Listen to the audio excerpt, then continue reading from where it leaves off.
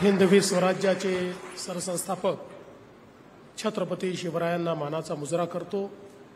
भारतीय राज्यघटनेचे शिल्पकार भारतरत्न डॉक्टर बाबासाहेब आंबेडकर यांना मानवंदना अर्पित करतो। आज आपल्या राज्य कर्करोग संस्थेमध्ये ट्रूबीम युनिटच्या उद्घाटन प्रसंगी आपल्याला लाभलेले उद्घाटक भारत सरकारचे आरोग्य मंत्री आणि आमचे मार्गदर्शक आदरणीय जे.पी. नड्डाजी, मंत्रिमंडळातील आमचे सहकारी चंद्रशेखर बावनकुळेजी, वैद्यकीय शिक्षण मंत्री हसन मुश्रीफजी, अतुल सावेजी, विरोधी पक्षनेते अंबादास दानवेजी, खासदार भागवत कराडजी, खासदार संदीपन भुमरेजी, आमदार सतीश चव्हाणजी, आमदार संजय केणेकरजी, आमदार अनुराधाताई चव्हाण, या ठिकाणी ज्यांना आपण सन्मानित केलं ते डॉक्टर कैलाश शर्मा, त्याचप्रमाणे या वैद्यकीय महाविद्यालयाचे डीन डॉक्टर शिवाजी शुक्रे,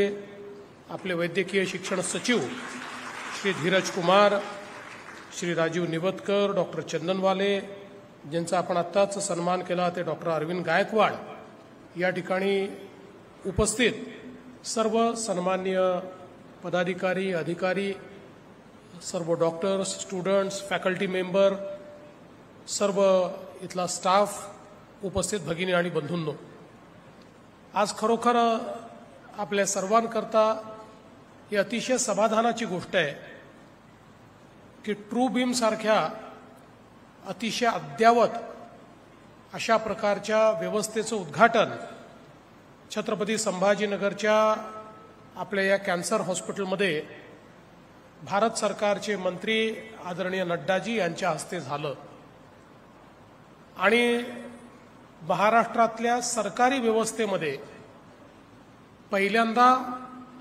ट्रूबीमची व्यवस्था ही छत्रपती संभाजीनगरमध्ये या ठिकाणी झालेली आहे, ही देखील अतिशय समाधानाची बाब आहे।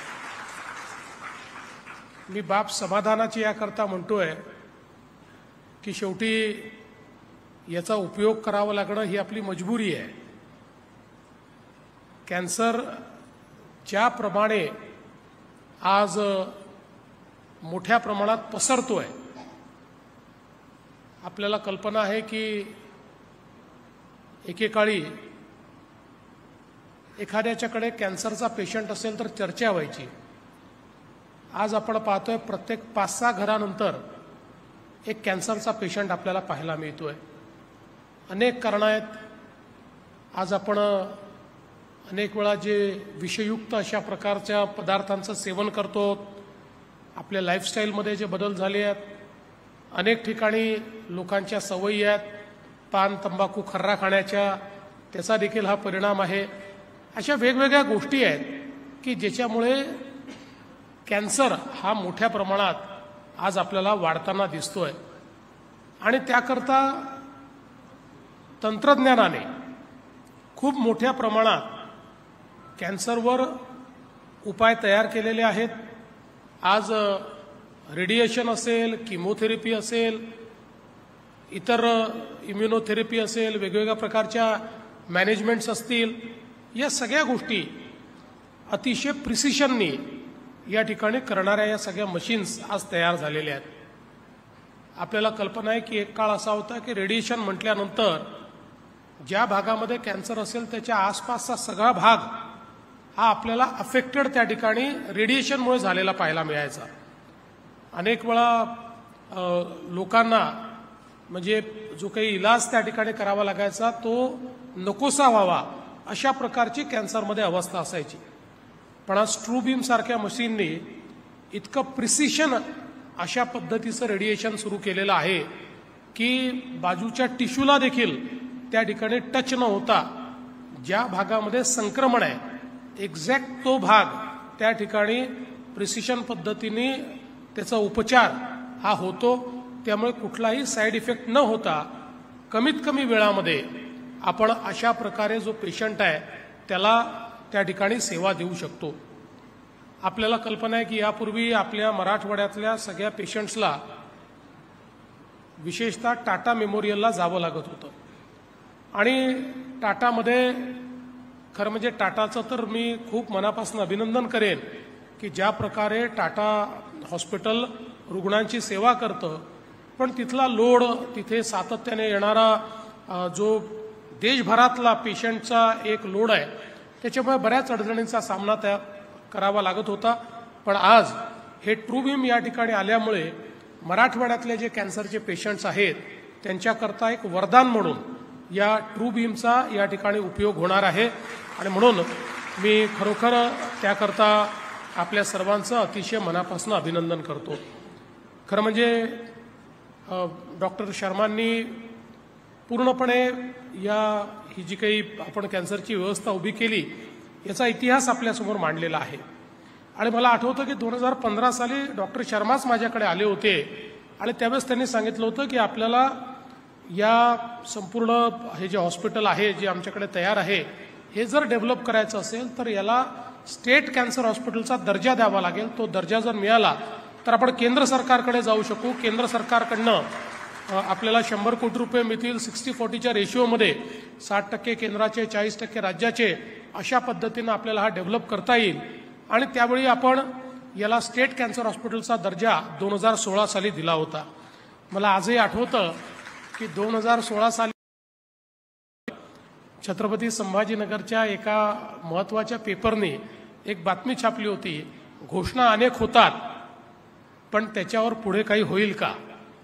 प्रश्न काही चुकीचा नव्हता, पण मला असं वाटतं की त्याचं उत्तर हे आज आपण कृतीतनं देऊ शकलेलो आहोत आणि अतिशय चांगल्या पद्धतीनं हे कॅन्सर हॉस्पिटल या ठिकाणी तयार झालं. त्यातनं अनेक रोग्यांना त्या ठिकाणी रोगापासून मुक्ती मिळाली, अनेकांना खूप चांगले उपचार मिळाले आणि आता ट्रूबीम आल्यामुळे निश्चितपणे एक मोठा फायदा या ठिकाणी होणार आहे. आणि हे सगळं कंप्लीट करण्याकरता पेट सिटी हा एक अत्यंत, पेट स्कॅनचा जो विषय आहे हा अत्यंत महत्वाचा आहे आणि म्हणून त्यालाही आता आपण मान्यता दिलेली आहे. एकदा ते या ठिकाणी आल्यानंतर कॅन्सरच्या बाबतीत मला असं वाटतं की एक फुल सर्कल जे आहे ते आपण कंप्लीट करू शकू. उपचारापासनं तर त्याचा म्हणजे खरोखर उपचाराचा किती फायदा होतोय इथपर्यंत सगळ्या गोष्टी या ठिकाणी आपल्याला पाहायला मिळतील. आज खरं म्हणजे कॅन्सरमध्ये आपल्याला अर्ली डिटेक्शन हे अत्यंत महत्वाचं आहे आणि अर्ली डिटेक्शन आपण करू शकलो तर सर्व प्रकारचे कॅन्सर हे 100% आपण क्युअर करू शकतो. पण अनेक वेळा आपल्याला कल्पना आहे की खूप मोठ्या प्रमाणात आपल्याकडे दुर्लक्ष केलं जातं. लोकांना गाठी असतात, नोड्स असतात, पण त्याच्याकडे दुर्लक्ष केलं जातं. महिलांमध्ये ब्रेस्ट कॅन्सरचं प्रमाण खूप मोठ्या प्रमाणात वाढलेलं आहे, त्याच्याकडे अनेक वेळा दुर्लक्ष केलं जातं. आणि म्हणून आपला अप्रोच हा टू प्रोन अप्रोच आहे. एकीकडे कॅन्सर झाल्यानंतर त्याची जी काही सेवा आहे ती तर द्यायचीच आहे, पण त्याच्यासोबत मोठ्या प्रमाणात स्क्रीनिंग हे आपण करतो आहोत. मागच्या काळात असं लक्षात आलं की आपण ज्यावेळेस विदर्भामध्ये मुलांचं स्क्रीनिंग केलं मोठ्या प्रमाणात, तर त्या ठिकाणी असं लक्षात आलं की जे लोक तंबाखू खर्रा खाणारे आहेत यांच्यामध्ये 60% मुलं हे त्यांना काही कॅन्सर नव्हता पण ते कॅन्सर प्रोन होते. म्हणजे त्यांच्या जर सवयी सोडल्या नाहीत तर त्यांना कॅन्सर होऊ शकतो, अशा प्रकारची अवस्था ज्यांचं स्कॅनिंग केलं होतं अशा मुलांमध्ये होती, स्क्रीनिंग केलं होतं त्यांच्यामध्ये होती. त्यामुळे मला असं वाटतं की अर्ली स्क्रीनिंग हा एक अत्यंत महत्वाचा विषय आहे आणि तो निश्चितपणे मला राज्य सरकारच्या वतीनं आता आपण हातामध्ये घेतलेला आहे.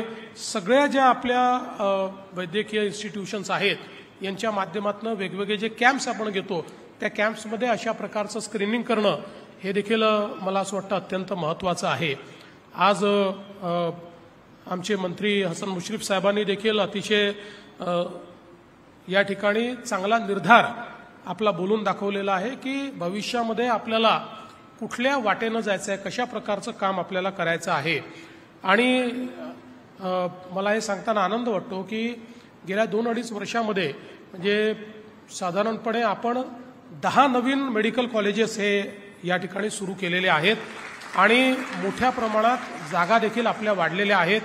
आणि नुसतं मेडिकल कॉलेजेस सुरू करून आपण थांबलो नाही, तर आता आपण त्याच्या इन्फ्रास्ट्रक्चर करता जवळपास 5,000 कोटी रुपयाचं कर्ज आपण उभारलेलं आहे आणि स्टेट ऑफ द आर्ट अशा प्रकारचं इन्फ्रास्ट्रक्चर आपण तयार करतो आहोत.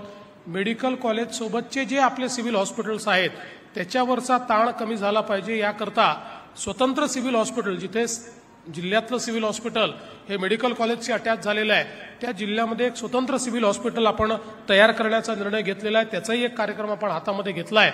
आणि आपली जी ही सिस्टीम आहे, म्हणजे आज आपल्या सुपर स्पेशालिटीवर सगळा भार हा ओपीडीचा आहे. ज्या गोष्टी ओपीडीत होऊ शकतात त्याही सुपर स्पेशालिटीला कराव्या लागतात. आणि म्हणून हा भार आपल्याला कशा प्रकारे कमी करता येईल याचा एक अतिशय चांगला आराखडा हा आम्ही तयार केलेला आहे. आणि आरोग्य विभाग आणि वैद्यकीय शिक्षण विभाग याच्या दोघांच्याही समन्वयातनं एक चांगली त्रिस्तरीय सिस्टीम ही पुढच्या 3 ते 4 वर्षामध्ये महाराष्ट्रामध्ये आपल्याला उभी करायची आहे, की ज्यातनं कुठल्याही व्यक्तीला क्वालिटी हेल्थ केअर ही सरकारी व्यवस्थेमध्ये त्याच्या घरापासून 3 ते 5 किलोमीटरमध्ये मिळाली पाहिजे. अशा प्रकारचं एक ज्याला आपण असं म्हणतो हब अँड स्पोकचं एक मॉडेल हे आता आपण नव्याने तयार करतो आहोत. त्या संदर्भातला आराखडा आपण तयार केलेला आहे. त्याच्याकरता रिसोर्सेस आपण तयार करतो आहोत. आणि मला विश्वास आहे की शेवटी आज आपण युनिव्हर्सल हेल्थ केअर सिस्टीम सुरू केली.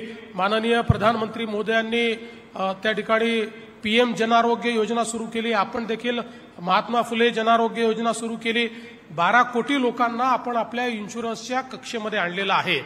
पण हे सगळं आणलं असताना तेवढ्या व्यवस्था देखील उभ्या राहिल्या पाहिजेत. आमचा प्रयत्न हा असणार आहे की पुढच्या काळामध्ये किमान या इन्शुरन्सचे 50% पैसे हे सरकारी हॉस्पिटलमध्ये आले पाहिजेत. अशा प्रकारच्या व्यवस्था या आपल्या सरकारी हॉस्पिटलला आपल्याला उभ्या करायच्या आहेत. मगाशी जसं डॉक्टर साहेब म्हणाले की सगळ्या प्रकारचे ऑपरेशन्स हे ज्यांची पेईंग कॅपॅसिटी आहे अशाही लोकांना आमच्या मेडिकल कॉलेजमध्ये जाऊन आपलं ऑपरेशन चांगलं होऊ शकतं आणि तिथेच आपण केलं पाहिजे.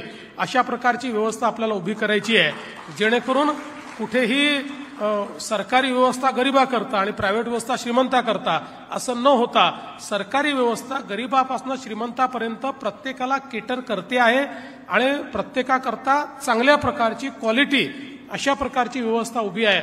अशा प्रकारचा आपला प्रयत्न आहे. आणि त्याच्याकडे म्हणजे आता आपलं हे जे नवीन पर्व आहे या सरकारचं, युती सरकारचं, या नवीन पर्वामध्ये हेल्थ केअर हा एक आम्ही अतिशय फोकस एरिया घेतलेला आहे की ज्यातनं ही सगळी व्यवस्था आपण उभी करणार आहोत. आणि मला विश्वास आहे की ही व्यवस्था जर यशस्वी करायची असेल तर त्याच्यामध्ये आमचे सगळे डॉक्टर्स असतील, आमचे पॅरामेडिक्स असतील किंवा या वैद्यकीय फॅटर्निटीशी संबंधित जे सगळे लोक असतील यांच्या आधारावरच आम्हाला ती करता येणार आहे. त्यात खूप मोठं सहकार्य हे तुमचं निश्चितपणे आम्हाला लाभेल. आणि विशेषतः कॅन्सरच्या क्षेत्रामध्ये डॉक्टर कैलाश शर्मा हे आमचे महाराष्ट्र सरकारचे देखील या ठिकाणी ॲडवायझर आहेत आणि त्यांच्या माध्यमातून संपूर्ण महाराष्ट्रामध्ये कॅन्सर क्युअरमध्ये एक मोठी व्यवस्था, एक मोठं नेटवर्क हे उभं करण्याचा प्रयत्न येत्या काळामध्ये आम्ही निश्चितपणे करू, हा विश्वास मी व्यक्त करतो. पुन्हा एकदा आपल्या या वैद्यकीय महाविद्यालयाला आणि कॅन्सर हॉस्पिटलला अतिशय मनापासून शुभेच्छा देतो आणि ईश्वराला प्रार्थना करतो की इथे आलेला प्रत्येक रोगी हा निरोगी होऊन या ठिकाणून गेला पाहिजे. अशा प्रकारच्या ईश्वराच्या चरणी प्रार्थना करतो. आपल्या सर्वांच्या वतीनं पुन्हा एकदा आदरणीय JP नड्डा साहेबांचं मनपूर्वक या ठिकाणी स्वागत करतो, त्यांचे आभार मानतो आणि माझं बोलणं संपवतो. धन्यवाद. जय हिंद, जय महाराष्ट्र.